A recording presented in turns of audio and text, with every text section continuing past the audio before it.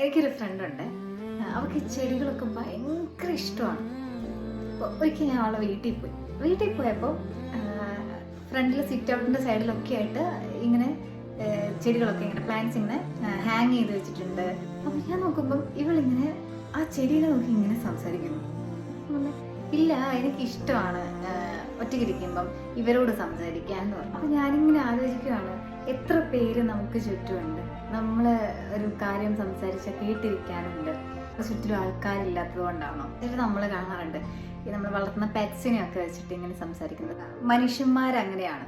നമ്മളെ ഈ സമാധാനിപ്പിക്കാനും അതേപോലെ സൊല്യൂഷൻസ് തരാനൊന്നും ആളുകളില്ലെങ്കിലും നമ്മൾ കേട്ടിരിക്കാൻ എന്തെങ്കിലുമൊക്കെ മതി.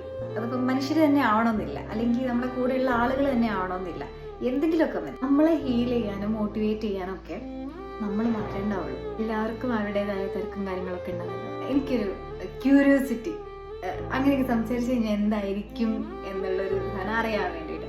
എൻ്റെ കയ്യിലാക്കി കുറച്ച് ബുക്സാണുള്ളത്. ഞാൻ എന്നിട്ട് ബുക്സിനൊക്കെ കയ്യിൽ പിടിച്ചുകൊണ്ട് സംസാരിക്കാൻ തുടങ്ങി. സീരിയസ്ലി അടിപൊളിയാണ് കേട്ടോ, നല്ല രസമുണ്ട് ആ പരിപാടി. എല്ലാവരും ഒന്ന് ട്രൈ ചെയ്ത് നോക്കണം കേട്ടോ.